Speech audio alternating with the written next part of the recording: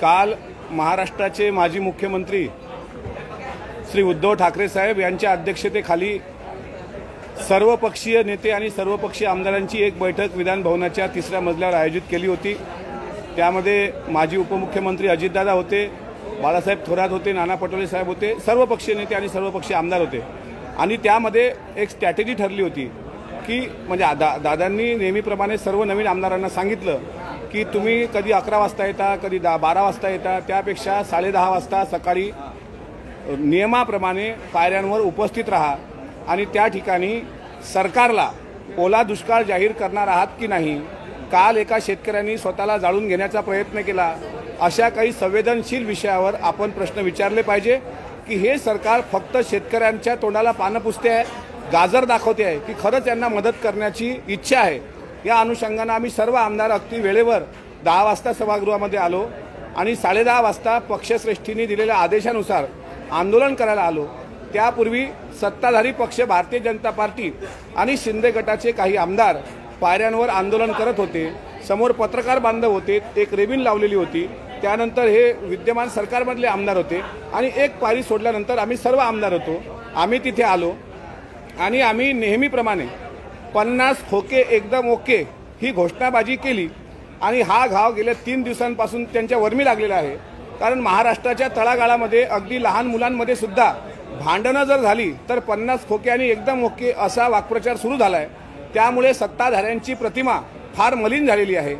मात्र त्यानंतर अनिल भाईदास पाटील हे विधानसभेचे जे मुख्य प्रतोद आहेत आणि आमच्या पक्षाचे नेते आहेत, त्यांनी एक गाजराचा हार गळ्यामध्ये घातला होता आणि सरकारसमोर एक निदर्शन असं करण्याचा आम्ही प्रयत्न केला की तुम्ही आमच्यासारख्या शेतकऱ्याला फक्त गाजर दाखवत आहात का। त्याच्यामुळे आम्ही सुद्धा एक एक गाजर घेऊन त्या सरकारच्या सत्ताधारी सरकारच्या आमदारांसमोर असं आंदोलन करत असताना त्यातले काही आमदार ज्यांच्यामध्ये कदाचित मसल पॉवर असेल, कदाचित मनी पॉवर असेल, ते त्या ठिकाणी आले, ते गोंधळ घालायला लागले आणि आम्हाला धक्काबुक्की देत पत्रकारांच्या अंगावर लोटायला लागले। काही महिला प्रतिनिधी पत्रकार म्हणून त्या ठिकाणी होत्या, त्यांना कुठं धक्का लागू नये याची काळजी घेण्याकरता मी असेल, रोहित पवार असतील किंवा शशिकांत शिंदे साहेब असतील, आम्ही तिघांनी प्रयत्न केला। मात्र जे आमदार ज्यांना मी ओळखत नाही, अजूनपर्यंतही मी त्यांना पाहिलं नव्हतं, आज त्यांना प्रत्यक्ष पाहिलं, पण ते नंतर आमदार आहेत असं मला कळलं। शेवटी त्या लॉबीमध्ये आमदारच असावेत, पण ज्या पद्धतीनं त्यांनी अप्रत्यक्षपणे आमच्या आई बहिणीला शिवीगाळ करण्याचा प्रयत्न केला, हे महाराष्ट्राच्या संस्कृतीला अशोभणारं आहे। आणि त्यानंतर डोळे काढले आणि तेच आमदार इथे येऊन त्याच पक्षाचे काही लोक म्हणतात आमच्या शिंगावर कोणी आलं तर आम्ही शिंगार घेऊ, आमच्या कोणी नादाला लागलं तर आम्ही त्याचा नाद काढू, आम्ही तुमचा चट्टा पिट्टा काढू। तुम्ही शिंगार, तुमच्या शिंगार कोण येणार आहे बाबा?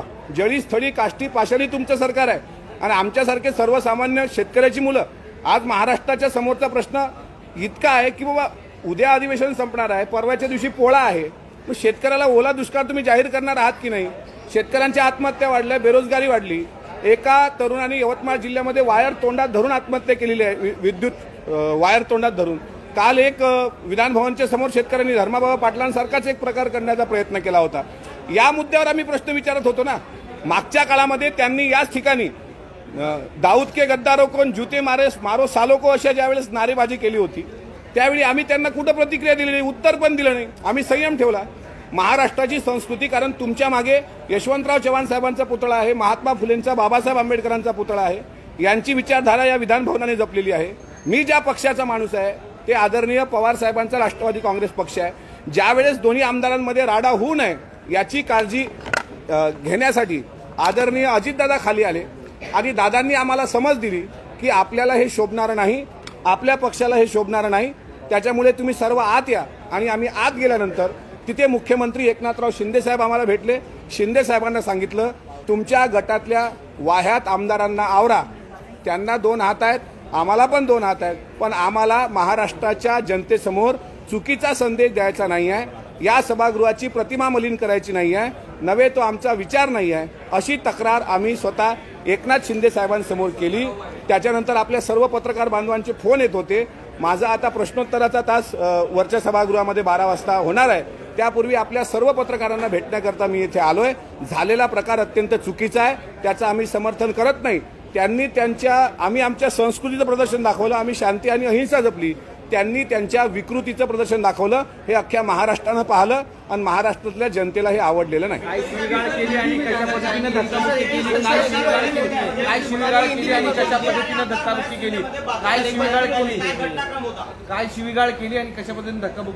शिवीगाळ काय केली हे सांगणं काही योग्य नसतं.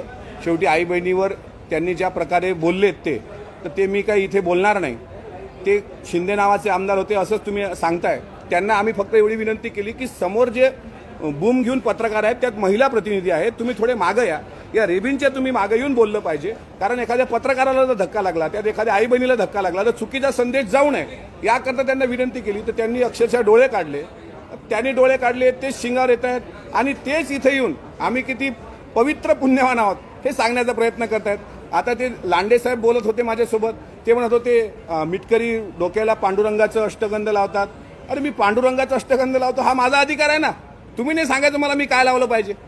मी आस्तिक आहे की नास्तिक आहे कोणी ठरवायचं नसतं. हे माझं मी ठरवणार आहे ना. हा मला भारतीय संविधानात दिलेला अधिकार आहे ना. आणि जर तुम्ही विठ्ठलाचं नाव घेता तर तुकाराम महाराजांनी दया तिचे नाव भूताचे पालन आणि निर्दालन कंटकाचे अहिंसा सांगितली. पण जे तेथे पैजाराचे कामन व्हावे अधमासी अधम हेही सांगितलेलं आहे. जर तुमच्यासोबत कोणी आई बहिणीवर शिवीगाळ करत असेल तर त्याला उत्तर दिलं पाहिजे. फक्त आम्ही शिवीगाळीत त्याला उत्तर दिलेलं नाही. त्यांनी दाखवलेली विकृती ही महाराष्ट्राने पाहिलेली आहे. महाराष्ट्राच्या जनतेला हे पचलेलं नाही.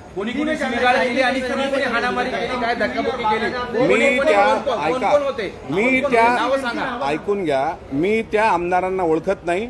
भाजपमधल्या 2 आमदारांशी मी बोललो होतो. त्यातल्या एक श्वेताताई महाले, दुसरे बालाजी कल्याणकर. पण ते सुद्धा अत्यंत चांगल्या पद्धतीनं आम्हाला सहकार्य करत होते. आम्ही आमचे नारे लावत होतो, ते त्यांचे नारे लावत होते. पण हे नवखे आमदार जे आलेत त्यांना मी ओळखत नाही. त्यांनी काय शिवीगाळ केली ते मला इथे सांगायचं. डिवचण्याचा प्रयत्न राष्ट्रवादीकडून झाला असं एक थेट आरोप होतोय. कारण कोणाला आम्हाला त्यांचं आंदोलन सुरू होत असताना तुम्ही आलात आणि पुढे गेलात आणि गाजरवर मुद्दाम केला असं त्यांचं म्हणणं आहे. 50 खोके आणि एकदम ओके ही काल दीपक केसरकरांच्या पण जिवारी लागली. अरे तुम्ही घेतले नाहीत तर हे सांगा ना. एक तर तुम्ही कबूल ऐकून घ्या. काल एकनाथराव खडसे साहेबांनी वरच्या सभागृहामध्ये हाच उल्लेख केला 50 खोके आणि एकदम ओके.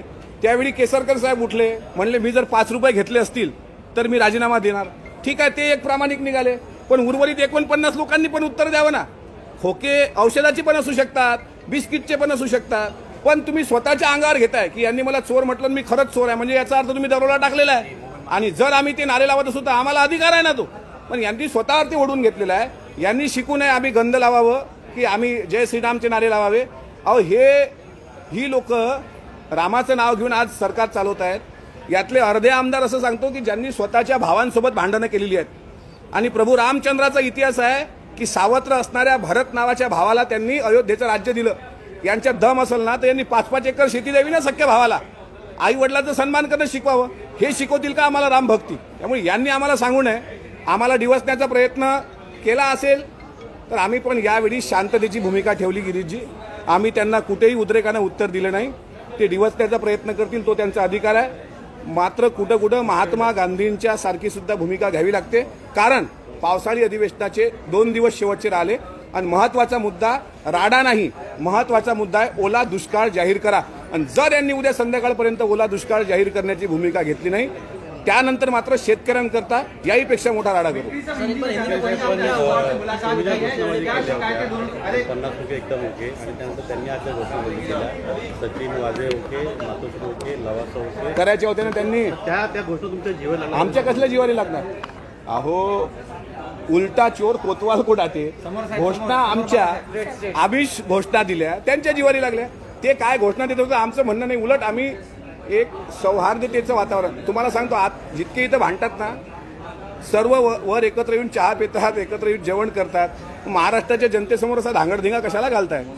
शेतकऱ्यांच्या प्रश्नावर एकत्र या ना. आणि जिवारी का लागते? 50 खोके घेतलेत तुम्ही. जर तुमच्या जिवारी लागते याचा अर्थ स्पष्ट आहे. त्यांनी काय नारे द्यायचे हे सांगायचं. आमदार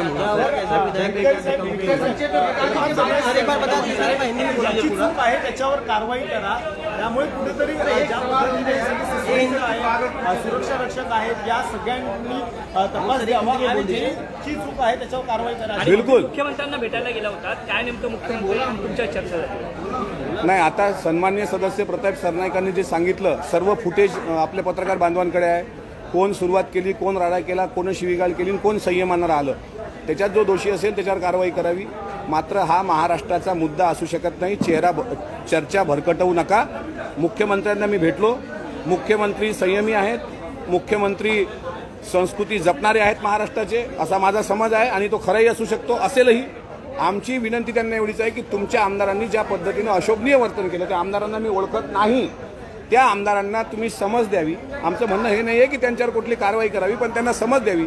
महाराष्ट्रात नवीन मुलं जी राजकारणात येऊन पाहत आहेत त्यांच्यासमोर उभं राहिलेलं हे चित्र चांगलं आहे.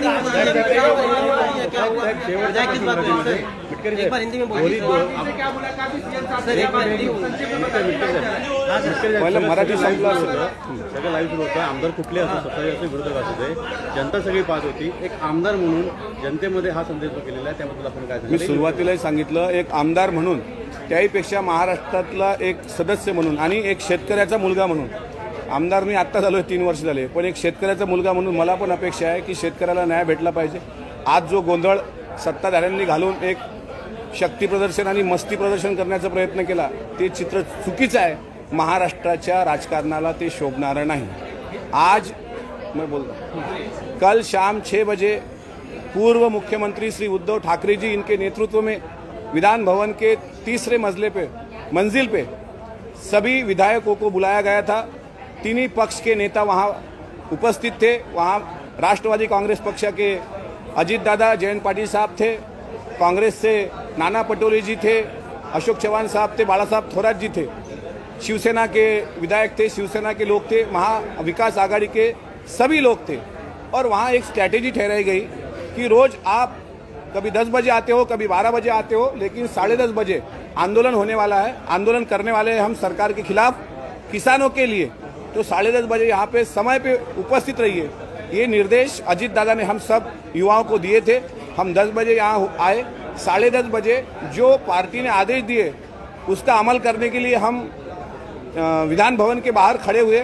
इसके आधा घंटा 1 घंटा पहला यहाँ बीजेपी के और शिंदेगढ़ के कुछ विधायक थे और वो उनकी नारेबाजी लगा रहे थे. हम हमारे नारे चला रहे थे, 50 खोके एकदम ओके आणि शेतकऱ्याला दाखवलं गाजर, ताट वाटीन चलो गुवाहाटी. पिछली बार जब वो विपक्ष में थे तब उन्होंने देश के गद्दारों को और जूते मालो सालों को इस तरीके से बयानबाजी की थी. उसमें सरकार ने उनका कोई विरोध नहीं किया था. लेकिन उसके बाद एक और स्ट्रैटेजी ठहराई गई कि सरकार के ये ख्याल में आए कि हम किसानों के लिए आंदोलन कर रहे हैं. तो हमारे विधानसभा के मुख्य प्रतोष जो है अनिल भाईदास पाटिल, वो गाजर का हार बना के सामने आए पत्रकारों के सामने और ऐसा ठहरा कि एक आमदार जाके वहाँ पे गाजर दिखाएगा और कहेगा इस सरकार ने जो कल घोषणा की है गाजर की जैसी घोषणा है, इससे किसानों को कुछ मिलने वाला नहीं. 2-3 दिन के बाद पोंगल त्यौहार है जिसको हम मराठी में पोड़ा कहते हैं. उस त्यौहार के पहले पूरा यहाँ पे कृषि मंत्री जो है महाराष्ट्र के, उन्होंने किसानों को मदद करनी चाहिए. इस तरीके से हमारा आंदोलन चल रहा था. एक रेबिन बीच में बांधी हुई थी. पहले 3 फ्लोर पे बीजेपी और सत्ताधारी विधायक थे और 1 फ्लोर छोड़ के हम सब पीछे थे. उसमें हम बालाजी कल्याणकर, श्वेताताई महाले, हम सब लोग एक जगह वहाँ पे आके चर्चा कर रहे थे कि हमने क्या करना चाहिए. नारेबाजी शुरू थी, लेकिन जैसे हम आगे आए तो उनमें से कुछ विधायक जो अभी आपके सामने आके बोल रहे हैं कि हमने कुछ नहीं किया, वो विधायक आए, उन्होंने गलत वहाँ पे शब्द का वापर किया, माँ बहनों पे गाली देने का एक प्रयास किया और हमें लौटने का प्रयास किया. और इसके बाद इन दोनों युवाओं में ज़्यादा संघर्ष ना हो, इसके लिए खुद महाराष्ट्र के पूर्व उप मुख्यमंत्री और विधानसभा के विपक्ष नेता अजीत दादा आए और अजीत दादा ने हम सबको कहा कि हमारे महाराष्ट्र की संस्कृति नहीं है, आप अंदर चलिए. और अंदर जाने के बाद महाराष्ट्र के मुख्यमंत्री एकनाथ शिंदे साहब ने इस बात की संवेदनशीलता को पहचाना और खुद आए और हमने कहा कि आपके गठ के कोई आमदार है जिन्होंने हमें लौटने का प्रयास किया, उनको थोड़ा समझ दीजिए, ये महाराष्ट्र की संस्कृति नहीं है. अभी 2 दिन में अधिवेशन खलास होने वाला है, यानी अधिवेशन का कल का आखिरी दिन है मेरे ख्याल से. तो इसमें हम चाहते हैं कि किसानों पे बात हो, इसमें हम चाहते हैं कि युवाओं पे बात हो, इसमें हम चाहते हैं कि महाराष्ट्र में जहाँ पे ये गिरा है किसानों के बारे में, जो जिस तरीके से बाढ़ आई, उनका नुकसान हुआ, उसके बारे में कुछ सोच हो. इस तरीके से हमारी एक योजना थी, हमारी संकल्पना थी, लेकिन उसे बदल देने का काम सत्ताधारियों ने किया, खासकर भारतीय जनता पार्टी के विधायकों ने किया. इनके इस वर्तन से पूरे देश में महाराष्ट्र की गरिमा को कालिद पोंछ दी गई है। और इस तरीके से अगर भारतीय जनता पार्टी के विधायक वहां पे उनका बर्ताव करते होंगे तो यशवंतराव चौहान जी का, फुले शाहू बाबा साहब जी का ये महाराष्ट्र है, तो इसमें ये बात शोभनीय नहीं। मैं इस बात की कड़ी निंदा करता हूं। ठीक है, आज वो हम पे मसल पावर कर रहे, आंखें दिखा रहे, गालियां दे रहे, हम शांति से सुन रहे हैं। कहीं कहीं इन जैसे लोगों को पूज्य महात्मा गांधी जी के विचारों से भी जवाब दिया जा सकता है।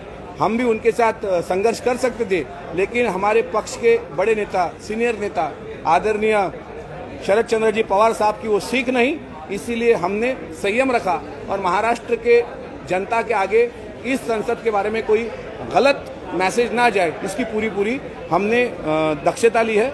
और आगे आने वाले कल शाम तक अगर महाराष्ट्र के कृषि मंत्री ने ये सूखा अगर जाहिर नहीं, क्या उसको बोलते हैं, सूखा अगर जाहिर नहीं किया और किसानों को मदद नहीं दी बड़ी तादाद में, तो हम उसके खिलाफ आंदोलन छेड़ने वाले हैं। अभी हमारे जो गटनेता है अंबादास दानवे जी, उनके पास मैं जाऊंगा और मैं कार्रवाई की मांग नहीं करूंगा कि उन पे कार्रवाई हो। ये मैं भी नहीं चाहता कि महाराष्ट्र के मसले अगर वो कार्रवाई मैं करूं तो और मीडिया में दूसरी बात चली जाएंगी, फिर और किसानों से मुद्दा हट जाएगा और दूसरा कोई मुद्दा शुरू हो जाएगा। मैं नहीं चाहता हूँ। ठीक है, वो मारे, वो हमें जला दे, हमारा खून करे, हमें इससे कोई लेना देना, लेकिन किसानों के बारे में उन्होंने बताना चाहिए और अगर उन्होंने 50 खोके नहीं लिए होंगे तो उसका स्पष्टीकरण देना चाहिए। या वादाला किंवा राड्याला कारणीभूत करणारे गाजर नेमके गेले मला काय माहिती म्हणजे ज्यांनी ते गाजर खाल्ले ते त्यांना विचारा। आम्ही फक्त दाखवण्याचा प्रयत्न केला की हे ते गाजर आहेत, ते प्रातिनिधिक स्वरूपात होते, पण एका खोक्यात 50-50 गाजर होते का, ते कुठे गेले हे गाजर खाणाऱ्यांना विचारा। आम्ही फक्त दाखवले।